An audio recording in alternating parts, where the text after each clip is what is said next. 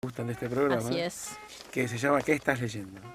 Y en este caso está con nosotros una concejal, pero no vamos a hablar ni de política, ni de alianzas, ni de elecciones. Viene en su condición de lectora. Exactamente, viene en su condición de lectora. Y es un placer para nosotros saludar a Laura Totonelli. ¿Cómo te va, Laura? Gracias por este ratito aquí en la radio. Martín, Camila, muchísimas gracias por la invitación. Re contenta estoy. Sí, un placer, un placer. El asunto que te convocamos para la cuestión de que nos expliques y le cuentes a los oyentes cuál es tu relación con los libros, qué estás leyendo, si sos ordenada o anárquica, si te gusta más la literatura que los ensayos.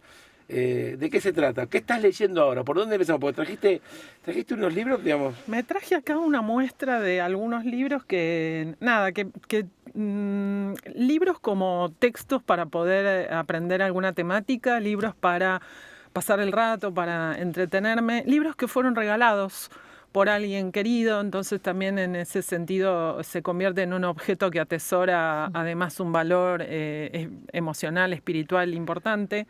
Libros técnicos, libros que no pierden vigencia y otros que a lo mejor, bueno, no sabemos. Libros que hablan del pasado y que hablan del futuro. Un poquito... Empezá por el que quieras. Toda esa mezcla. Empezá por el que quieras. Vamos a arrancar a ver por cuál. Voy a hablar de los que estoy leyendo ahora, que Bien. es lo que Muy tengo bien. como más presente, digamos, en la lectura. Si querés mostrarlo, no sé a qué cámara, esa que está ahí. Ahí estamos, bien. ahí estamos. Estoy leyendo... El expediente vial. Exacto, es un libro del ingeniero Nicolás Brunori. Nicolás ha trabajado aportándome su experiencia. Nicolás es ingeniero. Es perito judicial en temáticas vinculadas con la seguridad vial. Con él hemos trabajado algunos proyectos de ordenanza y bueno, me enteré que había publicado este texto, que el texto junta 50 crónicas de no ficción, donde él trata de explicar distintos tipos de accidentes viales que han sucedido en nuestra región, en Argentina, casos famosos que han sucedido en otras partes del mundo. Por caso, bueno, James Dean habla de Gilda, habla de un montón de referentes de nuestro país, casos muy conocidos. ¿Y el eje qué sería? ¿La seguridad o la no seguridad? El eje es analizar el accidente para poder identificar qué cosas salieron mal, qué cuestiones del entorno colaboraron para que se produzcan determinadas tragedias. Analiza accidentes, choques, circunstancias de muchos vehículos, micros que han caído. Bueno, hay una serie de muchos elementos.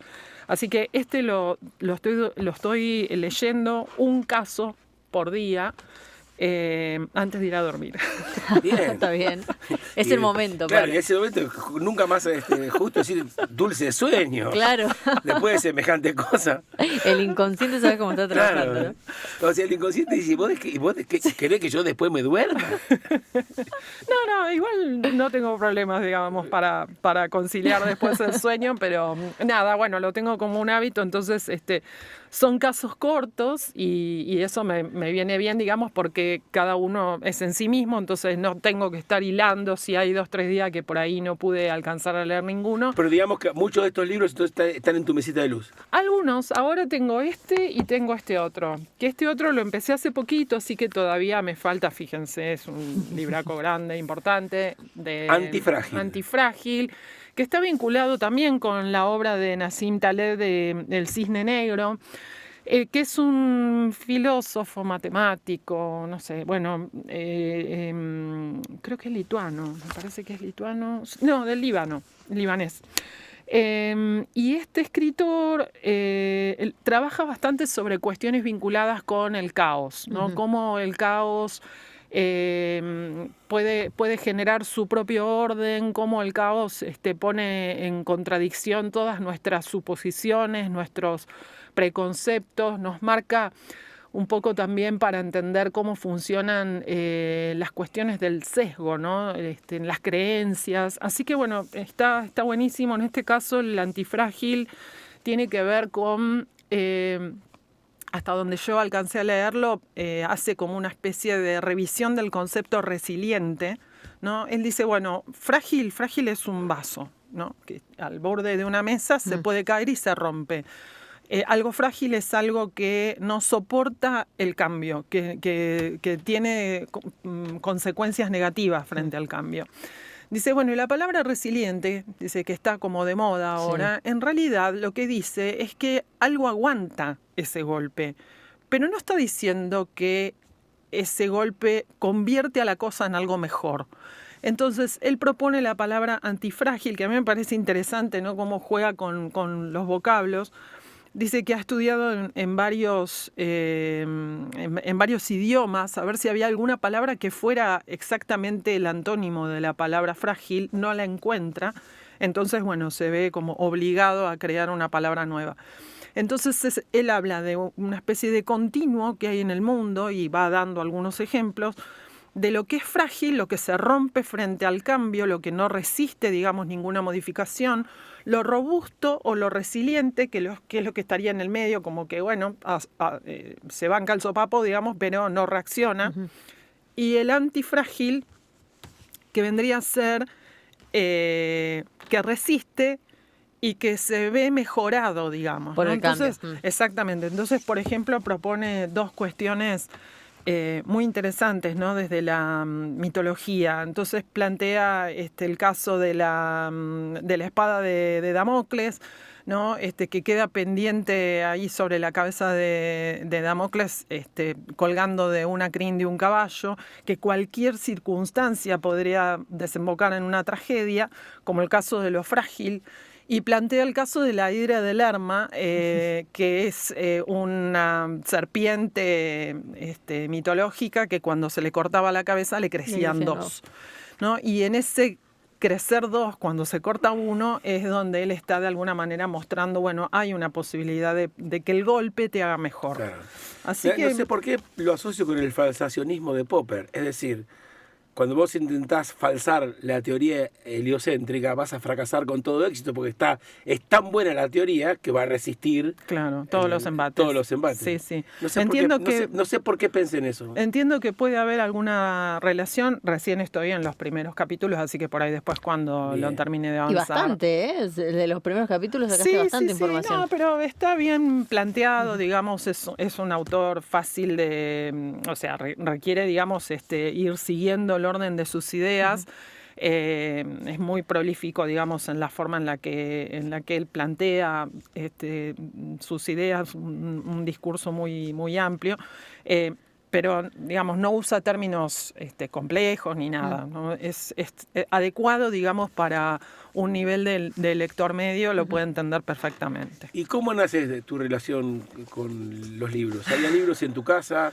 ¿Te acordás cuál fue el primer libro que manoteaste de una biblioteca que todavía no era tuya, que era de tu casa? Sí. ¿Cómo empezó eso?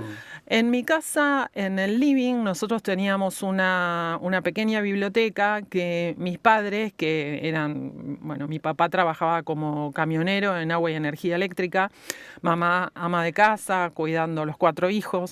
Mi padre tenía el hábito de que nos compraba libros que él creía que nos iban a ser útiles para la escuela, para estudiar, etcétera, ¿no? Entonces vino un día con una caja gigante con 8 enciclopedias, porque era la época de las enciclopedias, ¿no?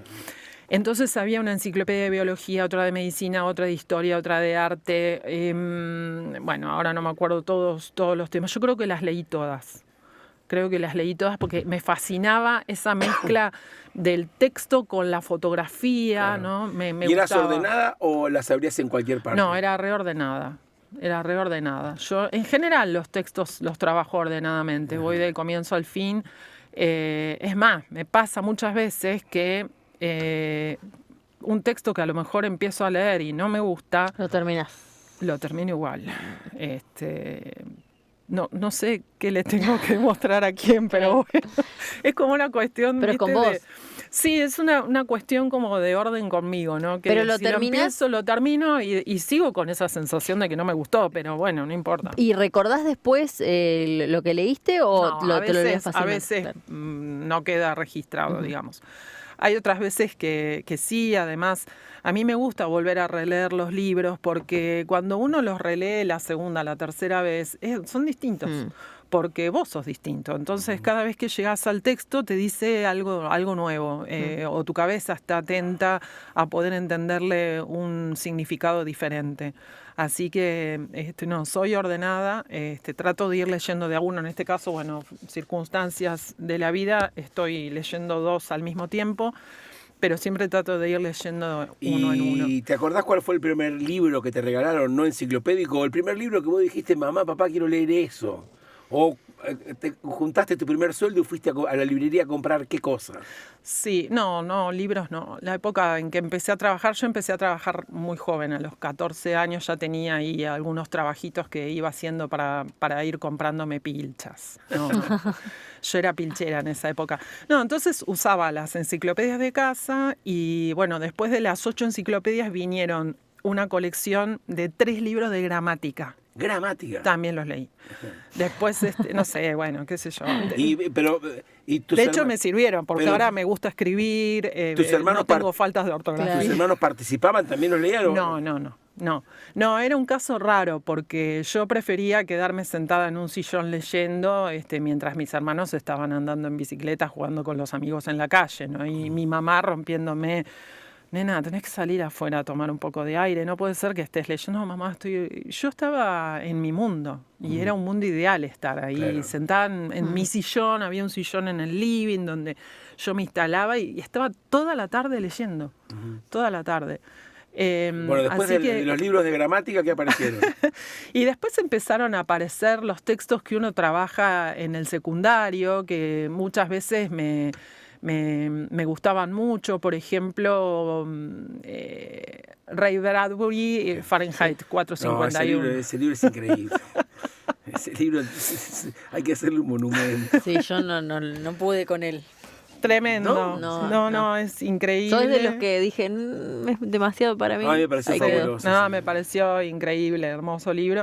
Y bueno, y después vinieron 1984 de George Orwell, porque viste que están todos ahí como estabas en la misma línea. en el tema distopía. Claro, totalmente. Y que es mi favorito. Un mundo feliz. Aldous Huxley, que es Un mundo feliz. ¿Y por qué de esas 3 distopías te gusta más este? Me concentré más en la historia, me parece. Además, lo leí un poco más grande este texto. Claro. Y le encontré muchas cosas a las cuestiones técnicas que nos enseñan en la universidad. Yo soy licenciada en administración, entonces el libro fue escrito hacia los años 30 y habla mucho de la cuestión fordiana, ¿no? Entonces Ford es una especie de dios para la supuesta civilización que describe el texto. Claro. Entonces, bueno, me permitía también hacer la vinculación con estas nociones de la administración científica, Frederick Taylor. Se puede decir que Fahrenheit o fueron, para decirlo en lenguaje coloquial, fueron los primeros textos que te partieron la cabeza. Sí, que dijeron...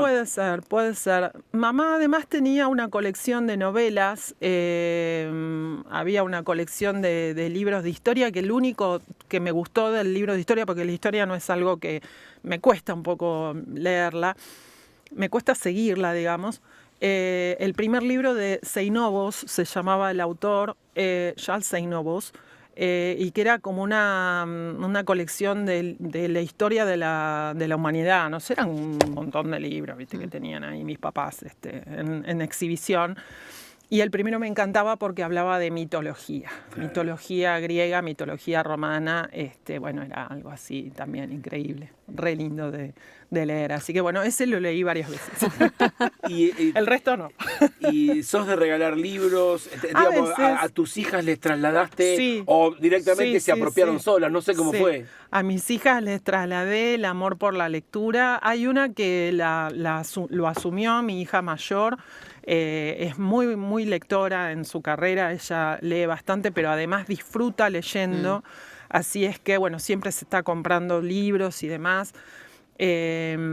Cuando eran chiquitas, mis 2 hijas, yo todas las noches les leía algo. Yo en su dormitorio había conformado una biblioteca con textos que fueran obviamente acordes a su edad. Y bueno, y siempre les leía. Es algo que siempre antes de irme, de que se fueran a dormir, de darles el beso de despedida, les contaba un cuento o les leía alguna historia. Así que sí, también. ¿Y cómo sos vos con tus libros? ¿Los prestás, no prestás? Sí, los presto, algunos que he prestado los he perdido, pero bueno, los libros prestados, perdidos, tampoco están perdidos, digamos, Claro. los tiene Saben alguien. Están en otra parte. Alguien en otra dimensión. Alguien seguramente los está aprovechando, así que la verdad que no me pesa, digamos, perder un libro por haber sido prestado, para nada. ¿Y qué más tenés por ahí? Bueno, veo que hay, Bueno, no sé, a ver, en esta Babel ecléctica que trajiste veo Andajasi por ahí, no sé qué hay. No, y antes de que nos cuentes sobre ese Un Mundo Feliz que recién nos decías que te sirvió para entender muchas cosas de tu carrera, Sí. pero como docente también lo podés utilizar para...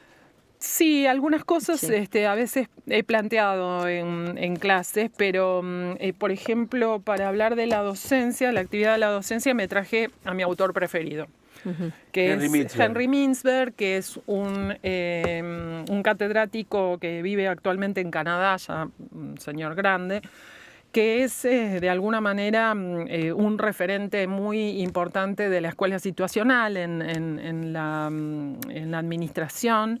Él trabaja sobre cuestiones de estructuras organizacionales, que es un tema que a mí me apasiona, a mí me gusta mucho. Y bueno, que lo trabajo todo el año en clases. Estoy mostrando ahora el texto que nosotros trabajamos en la segunda materia de Administración 2, donde trabajamos bueno, Este es un texto muchas cuestiones. específicamente Es un académico. texto específicamente académico. Sí, sí, ¿Te gusta sí. la lectura académica? Algunas cosas sí, algunas otras me aburren. Sí. Y ahí vas eligiendo. Y trato de seleccionar, sí, obviamente uno tiene que estar curando materiales todo el tiempo, ¿viste? Porque te llegan cosas, decís, bueno, esto me sirve. También hay que ver si los textos están, digamos, a la altura de poder ser comprendidos por el corpus de estudiantes con el cual uno tiene que vincularse. Entonces también ahí hay que hacer una selección, elegir, bueno, con qué libro trabajo. Yo la verdad que sé que es un texto difícil, se los advierto a los estudiantes. ¿Y cómo haces para, no sé si la palabra es exacta, para contrarrestar esa aridez del texto? Trabajo con ellos, por ejemplo, la guía de lectura. Armé una guía de lectura que es como un apunte que puede tener el estudiante al lado del libro. Y le voy diciendo, bueno, del capítulo 1, fíjate que te vas a quedar con la definición de esto y esto. No le prestes tanta atención a este tema porque lo vas a ver después más adelante en el capítulo 8. Entonces voy ahí de alguna manera poniendo el foco de las definiciones, los procesos o los elementos que a mí me interesa que el estudiante tenga, digamos, identificados de lo que va leyendo.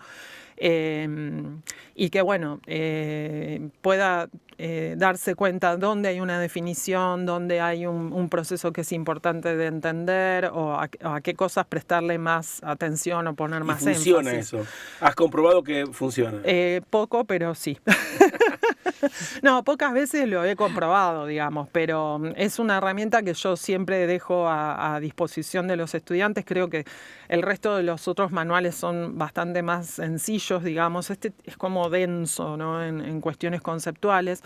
Entonces les digo, bueno, tómenlo con cariño, ámenlo de a poco. Tengan ¿viste? paciencia, porque, sean porque pacientes. Mintzberg no es un autor para trabajarlo así de un minuto para el otro.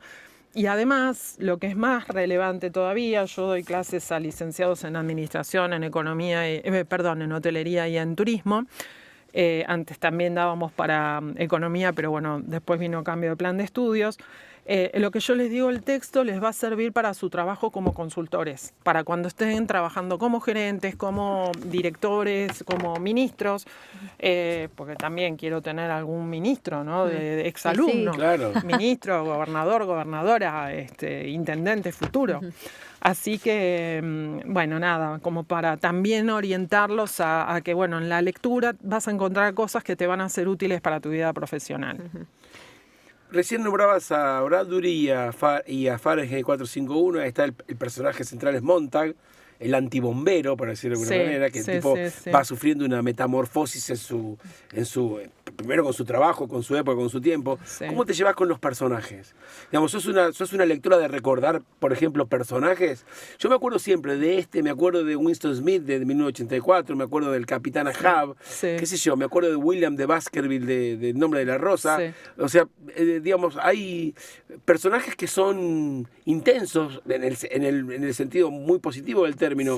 A mí me seducen mucho esos tipos de libros que nos permiten separar al personaje del texto o verlo separado dentro del texto. Totalmente. Sí, me pasa que a veces logro... o qué sé yo, Aureliano Buendía, qué sé yo. Claro, sí. En 100 años de soledad. Sí. A veces me pasa que puedo intrometerme, digamos, o hacer míos los sentimientos o las palabras de algún personaje en particular. Pero no es una cosa que me pase todo el tiempo. O sea, por ahí con algún personaje en particular, ahora estoy revisando rápidamente en la cabeza y no encuentro ninguno que haya dicho, wow, este personaje me pinta o tiene mucho que ver conmigo. Casi siempre asumo más bien una posición como de observadora, ¿no? De estar un poquito de afuera, mirando cómo son los procesos y las decisiones y las elecciones que hace el protagonista en la marcha de la historia, ¿no? Sí, a mí siempre ahora me acordé de un personaje ¿Que te gustó? Sí, que me gustó. La mujer del oftalmólogo en Ensayos sobre la ceguera de José Saramago. ¿Y por qué te gustó esa mujer? Primero porque en la descripción del libro no tenía nombre. Eso me llamó la atención. Era la mujer del oftalmólogo, ¿no? Y segundo, porque ella asumía un poco ese rol de observadora. Ella era la única dentro de las circunstancias, no le quiero spoilear a nadie la historia. Ensayos sobre la ceguera es un texto... Es una gran historia. Hermosísimo.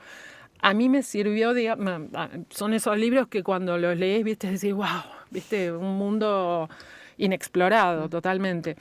Me encantó la historia. Difícil Saramago. Sí, muy difícil. Me cuesta mucho leerlo, me encanta, pero me cuesta mucho leerlo porque, viste que no te pone un punto, no te pone una coma, entonces no sabes. Yo me quedo sin aire cuando lo leo, viste, porque es como que lo vas leyendo y no sabes dónde termina la frase. Requiere de paciencia y de cosas que a veces uno pensó que ya no que hacía antes, que es releer. Bueno, a ver, que acabo de leer. Y tenés que volver al párrafo anterior. Todo el tiempo. No al capítulo anterior, al párrafo anterior. Todo el tiempo te obliga a la relectura. Y bueno, y en ese sentido ella estaba en una posición de ir observando lo que iba pasando en ese mundo dominado por la ceguera. Y ella era la única que era capaz de ver. Y ahí también me gustó del texto que pone de manifiesto la importancia de la visión, ¿no? Como recurso que dispone el ser humano en la vida, la importancia de la visión, porque uno puede ser, no sé, sordo, podés tener alguna patología que no te permite oler o que no te permite sentir el tacto. La visión es una cosa realmente, creo que toda o gran parte de la civilización está construida sobre la base de cosas que se pueden ver, ¿no? Así que bueno, es como muy interesante. Sí, a mí recuerdo personajes como siempre, bueno, de tanto en tanto lo digo, cuando era chico y Tom Sawyer me parecía un tipo. Yo me quería ir en esa balsa con él y con Huckleberry Finn, no sé dónde, quería irme por ahí. Digamos, Mark Twain logró transmitirme, no sé si él se lo planteó, pero yo sentía que esos pibes eran tan libres y tan adultos, porque eran tipos que tenían 2 o 3 años más que yo en la ficción, y fumaban pipas, se iban por ahí. Decía, ¿qué pasó? Y claro, estamos hablando de la segunda mitad del siglo XIX en el sur de los Estados Unidos. Pero esos personajes siempre me fascinaron. Y también te conmovían. Y me gustaron, y también me gusta cuando Cortázar habla de Justo Suárez, por ejemplo. Justo Suárez era un boxeador. Y él lo transforma en un personaje, y es un personaje que muere joven, tuberculoso, y él escribe una cosa maravillosa. Claro. Y el tipo había existido, y vos lo buscás, y el tipo tiene una biografía afuera del texto, y la frase cuando Cortázar dice, sí, ya sé, viejo, cuando estás abajo todos te la dan. Eso no lo dijo Justo Suárez, eso lo dijo Cortázar. Claro. Entonces ahí es un personaje de Cortázar. Encuentra justo, digamos, el personaje en donde esa frase suena real. Suena sentida y tiene sentido también. Lo que me pareció cuando leí esa frase memorable es que era un artificio del autor, pero no era artificial. Claro. Justo Suárez podría haber dicho algo similar o parecido. Ahora que no, la idea es, bueno, se me fueron los amigos del campeón y ahora qué. Claro. ¿Quién me da bola ahora? Claro, totalmente. Sigamos con eso. Ahí estaba. Sigo con la lista. A ver. Lo mencionamos Andajasi. En realidad traje que es El secreto de los flamencos, pero porque no encontré, yo creo que lo presté. Ese es el que desapareció. El libro anterior, el primer libro de Andajasi, La anatomía de... El anatomista. El anatomista. Sí. Bueno, ese fue un libro realmente que también me interesó mucho. También ¿Qué recordás de tu llamó experiencia mucho. de lector ahí? La búsqueda, digamos, que hace el anatomista, cómo justifica la búsqueda, ¿no? Él busca, digamos, encontrar aquello que destapa el placer en la amante o en las mujeres, porque en realidad él tiene un amante o tiene una adoración por una mujer en particular que por supuesto es distante, despectiva, no le da, digamos, entidad. Él la ve como algo inalcanzable, me parece. Y entonces él hace toda una búsqueda para poder tratar de encontrar esa situación de, bueno, ¿cómo hago para poder regalarle a mi eventual amante, esta mujer adorada, en la mayor cantidad de placer posible, ¿no? Uh-huh. Bueno, el que quiera saber cómo termina la historia, que vaya y lo lea. La verdad que me pareció que era muy interesante, ¿no? Cómo estaba planteada la búsqueda. Además, el personaje... Colón se llamaba también, ¿no? Entonces, de alguna manera había como una especie de simetría, ¿no? De comparación entre Colón descubriendo América y Colón descubriendo el órgano de placer en la mujer. Exacto, eran dos descubridores. Claro, exactamente. Y bueno, ahí veo que Graham Greene, veo por ahí, extraordinario. Graham Greene, Nuestro hombre en La Habana.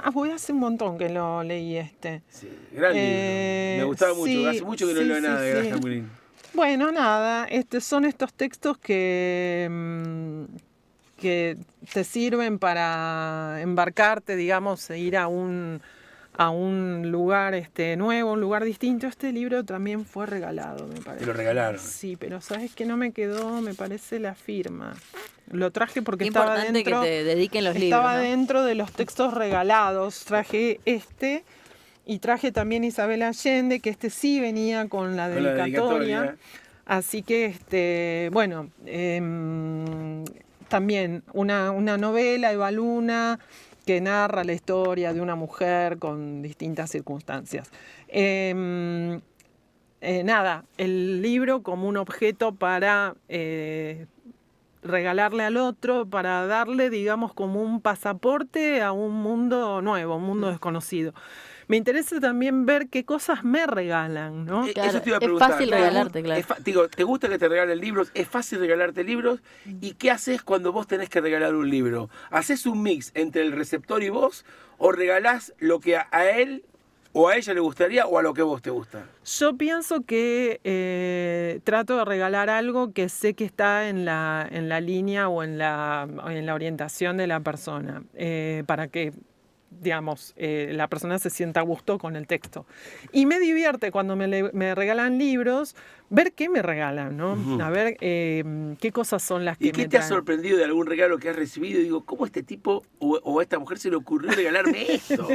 No, en términos de libros siempre aciertan porque son historias, son novelas, son agradables, digamos, para leerlas. Por ejemplo, por ahí, no sé, un ensayo sería a lo mejor algo demasiado jugado para regalarle a alguien. Porque, bueno, tenés que conocer mucho, digamos, su orientación y demás para poder pegarle justo con el A mí me resulta texto, mucho más fácil regalar libros que ropa. Claro. Y bueno, pasa Pero que- no hay manera de que yo regale ropa, Claro. incluso pensando en mí mismo. Es que la ropa es Me- algo más personal todavía. es como digamos, muy- puedo invocar un libro para mí, pero si me voy a comprar algo yo, le erro. Sí, sí, Pero sí. sistemáticamente. Bueno, ¿y acá qué me quedó? Bueno, me quedaron, Saramago. bueno, el ensayo sobre la ceguera. Pobrecito, miren cómo está. No, está bárbaro. Eso significa que el libro está leído, trabajado, recontra Todo leído. leído. Sí, es muy, muy hermoso Saramago, me gusta mucho. He leído varias cosas de Saramago. Traje 2 que tenía ahora, pero había un par más. El ensayo sobre la lucidez, que ese me parece que también lo presté, que habla de un pueblo en el cual todos los votantes en las elecciones votan en blanco.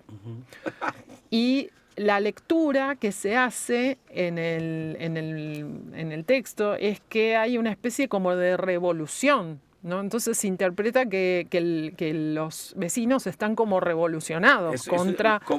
Eso en sí mismo es algún tipo de protesta. Totalmente, totalmente. Entonces, bueno, se interpreta como desde ese lugar y como que hay una suerte también de acuerdo, ¿no? Entonces, es muy divertido, muy lindo el texto. Las pequeñas memorias. El viaje del elefante también es otro que leí. Y creo que hay algún otro más, pero ahora, bueno, no me acuerdo. ¿Tu biblioteca está ordenada? Digo, vos dijiste que sos ordenada para leer. ¿Tu biblioteca se parece a vos o vos sos muy ordenada y tu biblioteca es anárquica? A ver, yo tengo una pequeña biblioteca porque nos mudamos hace poco, entonces todavía los libros están ahí clamando por encontrar su lugar. Su espacio. Y su espacio, sí, eso pasa. Pero la pequeña biblioteca que tengo tiene, por un lado, los textos tipo novelas o textos, digamos, no técnicos, y en otro de los anaqueles los textos técnicos, porque soy de comprar mucho libro técnico. De finanzas, de recursos humanos, de planeamiento, qué sé yo, bueno, de las distintas asignaturas. Me han quedado textos que yo iba comprando cuando estaba estudiando en la universidad y después cosas que fui comprando, no sé, para dictar un curso, para preparar clases, para trabajar una materia Pero en digamos que particular. las bibliotecas de alguna manera representan dos de tus universos. Sí, totalmente. Y están separados, están ordenados. Sí. Me falta ordenar por tamaño, posiblemente.